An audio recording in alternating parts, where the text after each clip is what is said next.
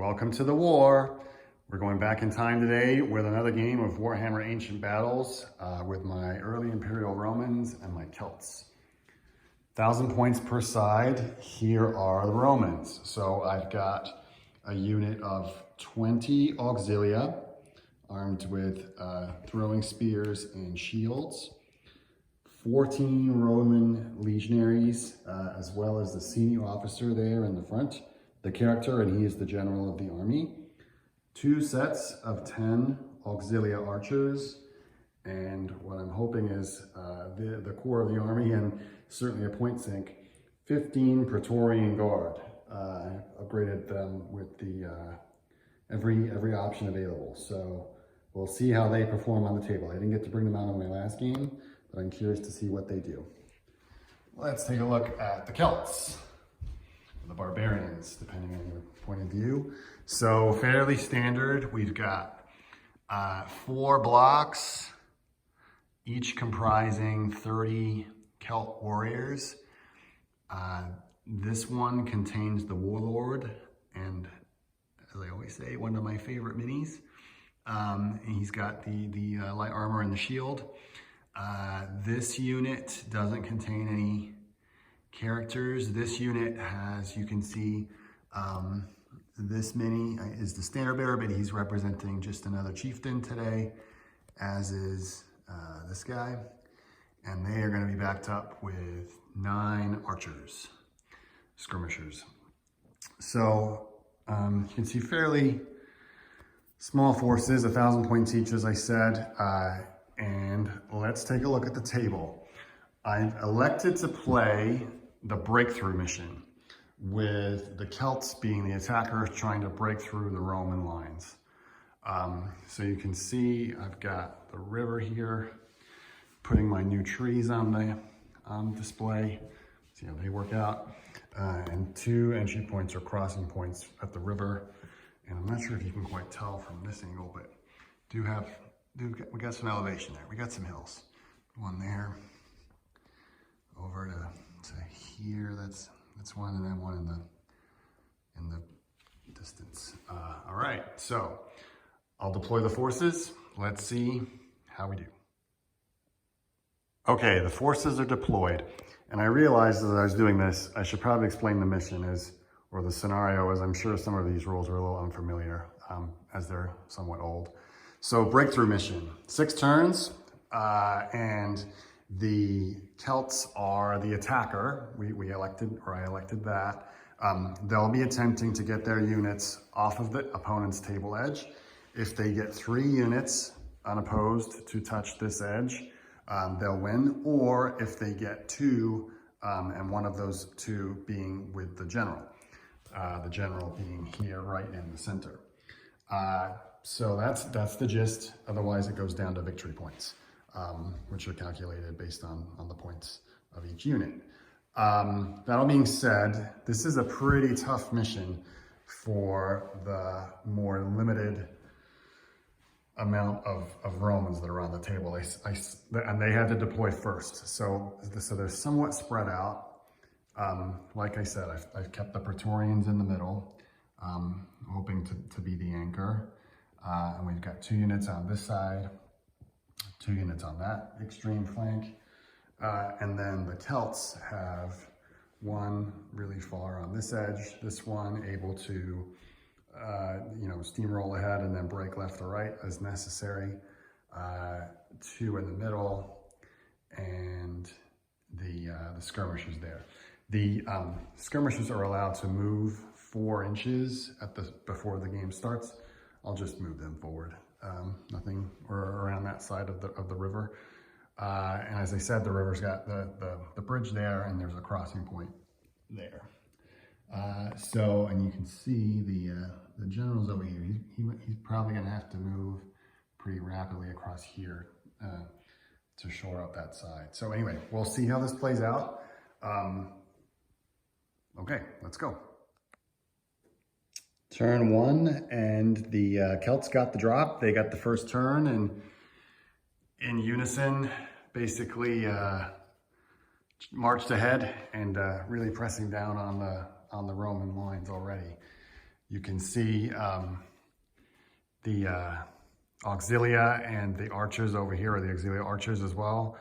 They've really got some issues with these two units bearing down on them. I think the Praetorians are probably going to have to shuffle over and leave this side of the table for the general and the legionaries here, with cover from the archers there.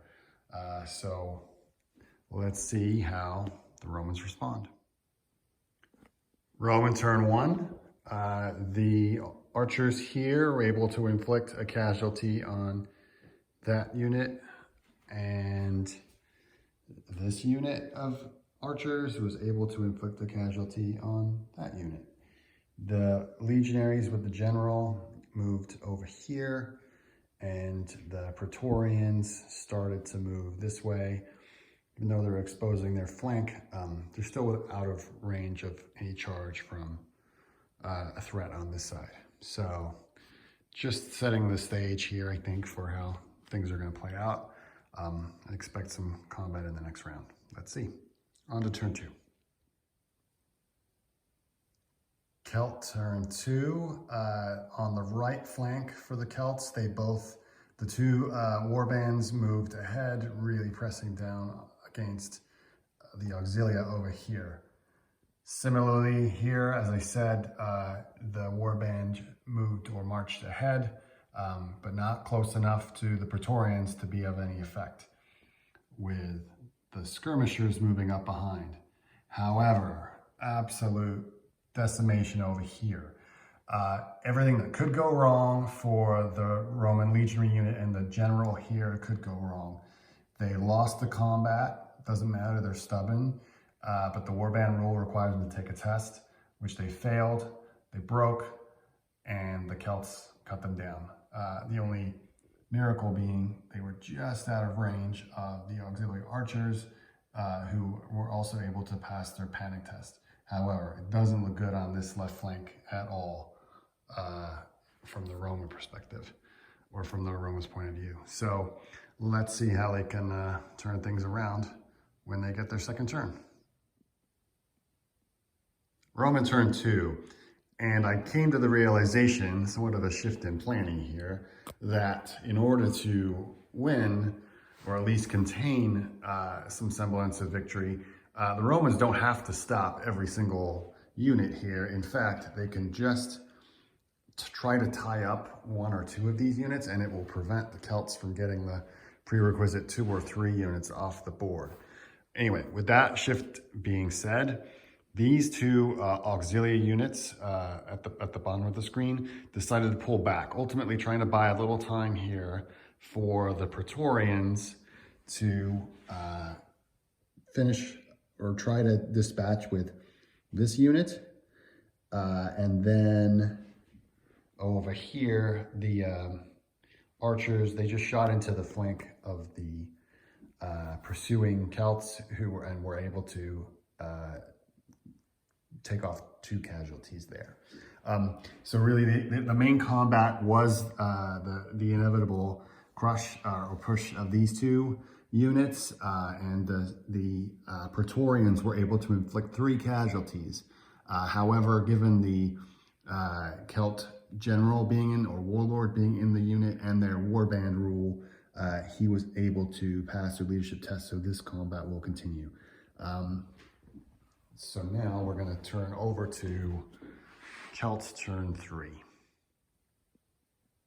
Celt turn 3, and we can see here both warbands barreling down on this somewhat beleaguered auxilia unit, which I also now realize, given the fact that they're on the hill there, they've actually submitted a significant advantage by fighting uphill if they get charged, which they inevitably will.